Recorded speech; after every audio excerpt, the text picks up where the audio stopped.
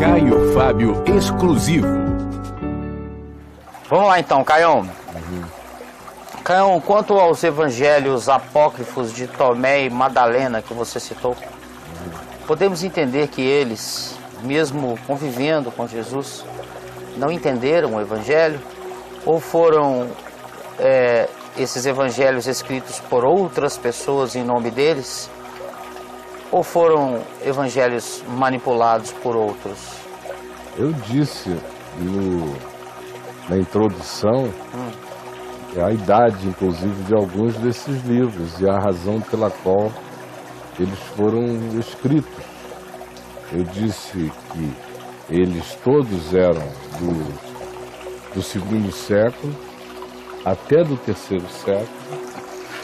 Disse que, portanto, eram todos eles textos de outros, eram pseudoepígrafos, ou seja, atribuídos a indivíduos famosos em contextos anteriores, na expectativa de que aquilo desse uma validação ao texto agora produzido.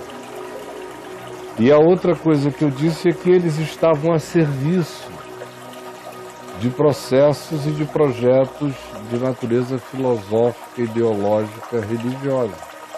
Como a maior parte deles são textos, esses aos quais eu fiz alusão e vários outros, são textos de natureza gnóstica, vinculados à filosofia gnóstica ou a uma das variações do gnosticismo.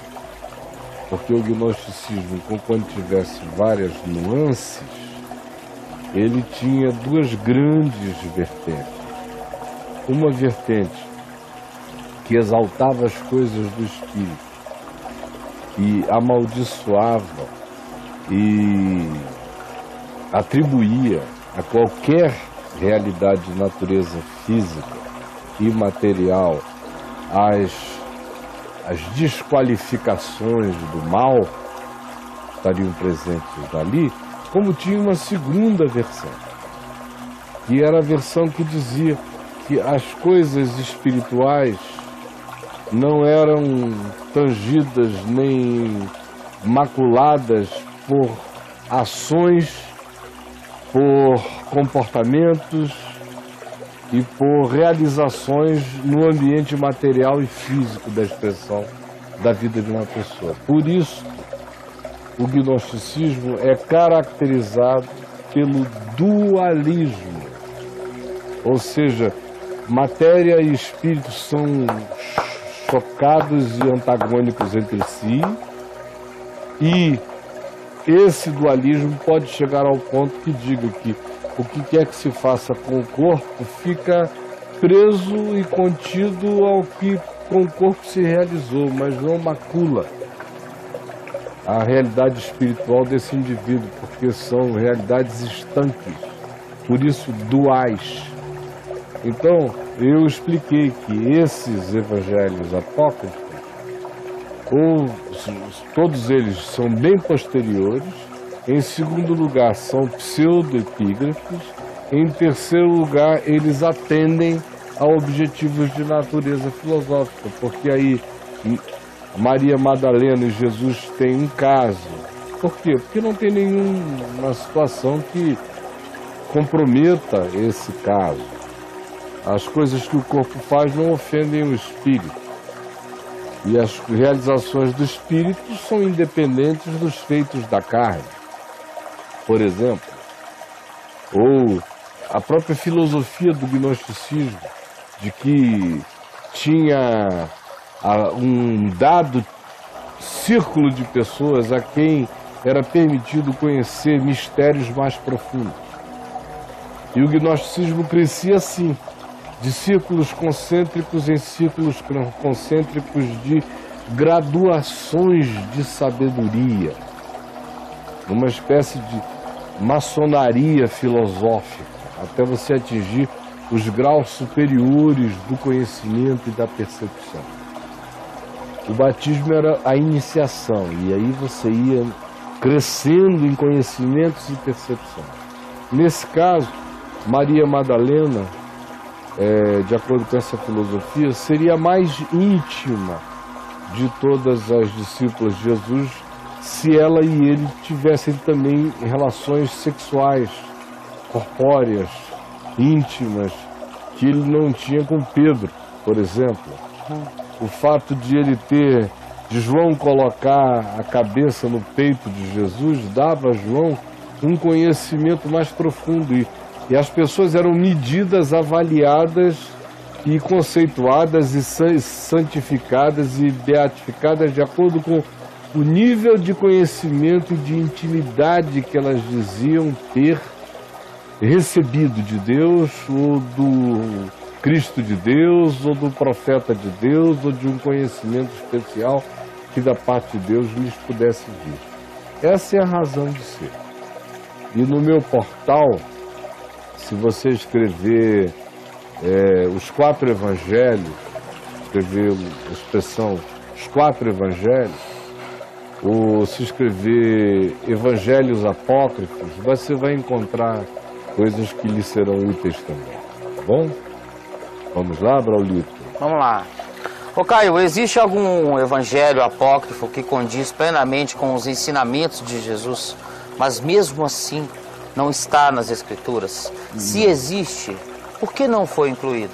Olha, eu não conheço. Você não conhece? Eu não conheço. Tá. Mesmo o livro de Enoque, que precede a Jesus na história, que não foi escrito por Enoque, é claro, porque foi uma produção que aconteceu apenas 300 anos antes de Cristo, mais ou menos. Uma mesma era, onde livros parecidos apareceram. Mesmo o livro de Enoque, que eu vejo que teve um peso, uma influência enorme em alguns autores do Novo Testamento, eu não sinto a menor falta dele no ambiente do Velho Testamento, ou como um livro de preâmbulo do Novo Testamento, ou colocado justamente na época histórica em que ele foi produzido, que seria, para a linguagem mais básica, entre Malaquias e Mateus ou Marcos, que foi o primeiro, na ordem ali. É o mais antigo, mas Mateus na ordem da biblioteca chamada claro. Bíblia. Então ali, entre Malaquias e Mateus, enfim, ele li porque ele foi produzido há mais ou menos 300, 280 anos, ele está ali naquela faixa chamada intertestamental. Teve uma grande influência sobre autores do Novo Testamento. Uhum. E você vê a clara influência dele em Pedro, na segunda epístola de Pedro, primeira epístola, na segunda epístola especialmente. Você vê em Judas, o irmão do Senhor, uma influência total de Enoque e de Pedro em Judas. Como você vê em Paulo, toda aquela perspectiva cosmológica de Paulo e de camadas dimensionais, céus. Por exemplo, ele alude ao terceiro céu, paraíso. É o que o livro de Enoque diz, que o paraíso estava no terceiro céu. A expressão é idêntica. Idêntica, e tem muitas outras expressões ou declarações de Paulo que são semelhantes às do livro de Enoque. Judas chega a citar explicitamente Enoque, como disse Enoque, o sétimo depois de Adão. Aí cita o livro de Enoque na íntegra. Eis que vejo o Senhor com suas santas miríades, descendo, vindo, tomando vingança, e tal. Judas diz assim. Paulo, também praticamente escrevendo aos Tessalonicenses, repete o livro de Enoque, quando ele diz: quando do céu se manifestar o Senhor Jesus, com os anjos do seu poder em chama de fogo, tomando vingança contra todos os que não conhecem a Deus e contra todos os que não obedecem o Evangelho do Senhor Jesus, estes sofrerão penalidade de eterna destruição, banidos da face do Senhor e da glória do seu poder. Ora, no livro de Enoque, você encontra uma expressão da mesma natureza, só não tinha a presença do nome Jesus, o Cristo, isso, aquilo. Mas tem a alusão à vinda dessa figura que é exatamente o Cristo, de acordo com o livro de Enoque. Você vê a corroboração que Jesus dá ao livro de Enoque, pela ênfase que Jesus dá à importância do que aconteceu antes do dilúvio.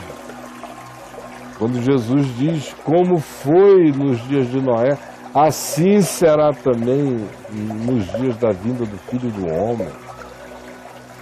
E um monte de outras coisas que você encontra no Novo Testamento que são influências claras da leitura, do aprendizado que aqueles homens todos tiveram no curso de suas vidas acerca do livro de Enoque.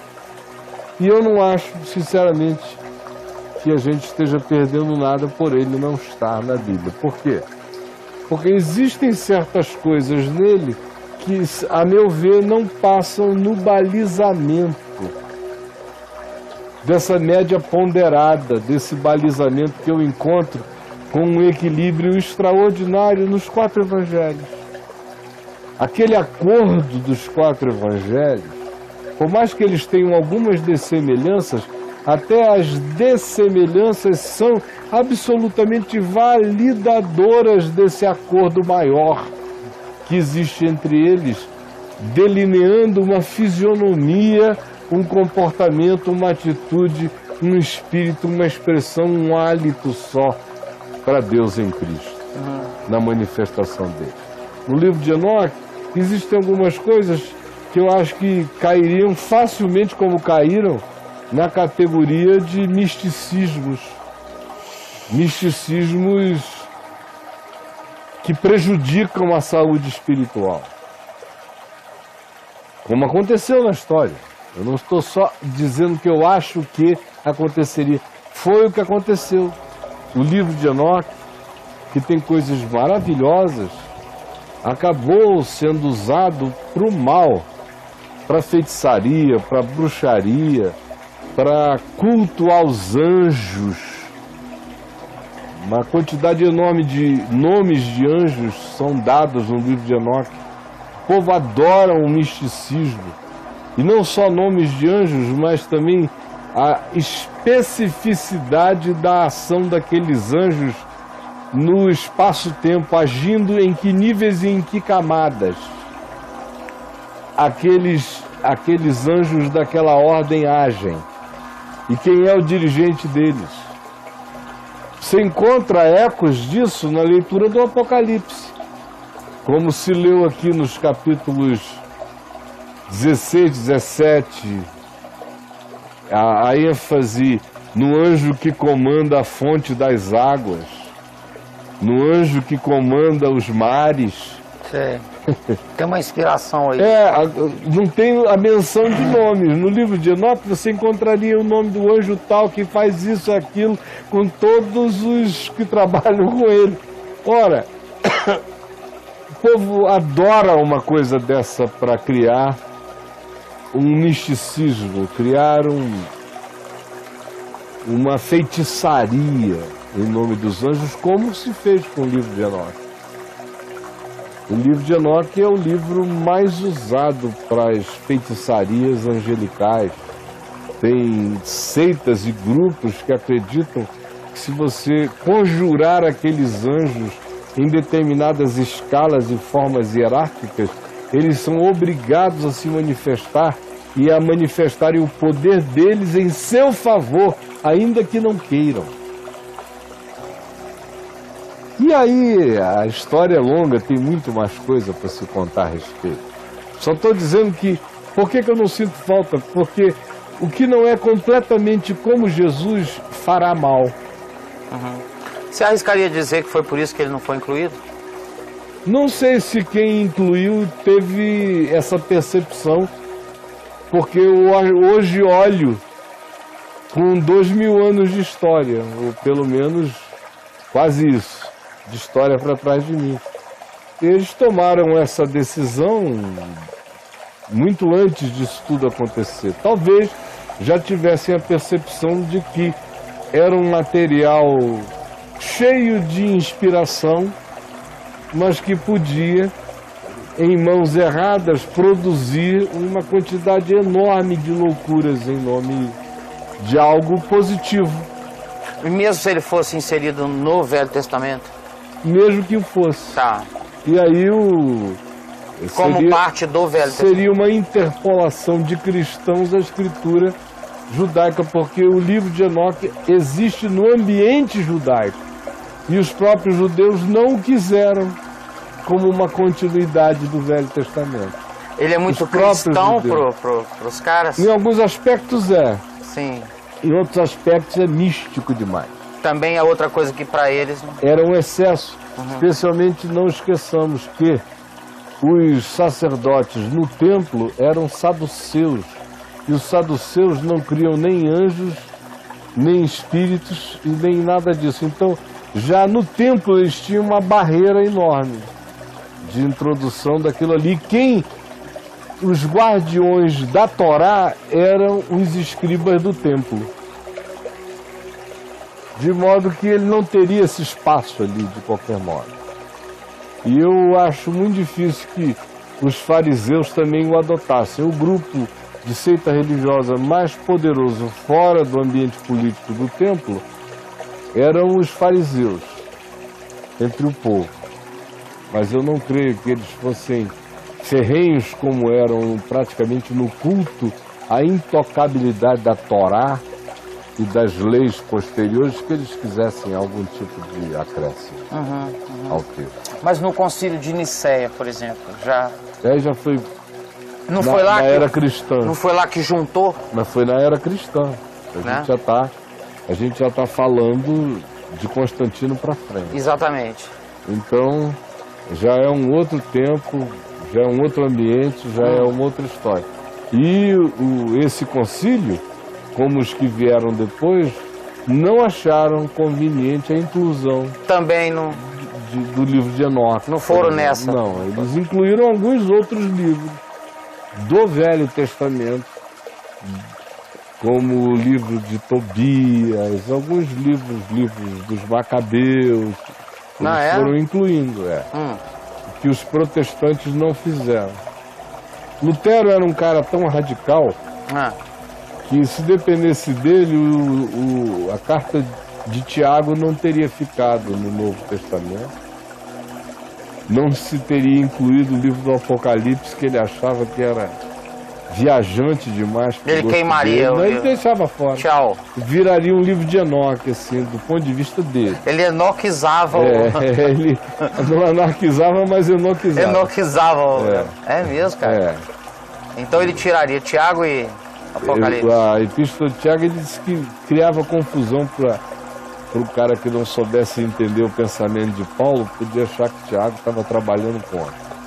Sei. Como toda a ênfase de Lutero era em Paulo, do ponto de vista teológico, sobretudo era Paulo, então Tiago era um adversário muito simplista e muito pragmático, e que parecia ser contra o que Paulo estava dizendo.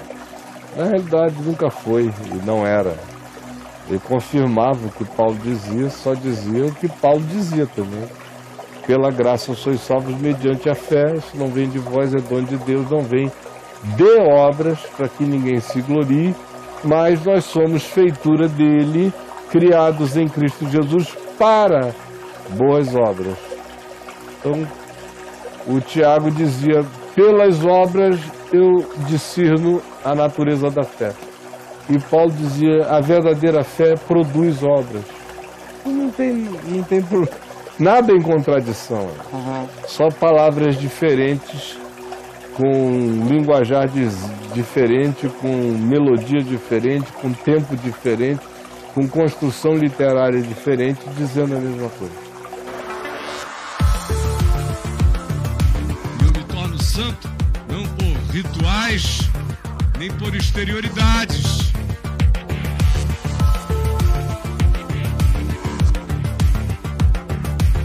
mas mas pelo corte que vai surgindo de percepção na minha consciência, pelo aprofundamento do meu olhar, interpretando a vida cada vez mais segundo Jesus, segundo o Evangelho, conforme a mente de Cristo.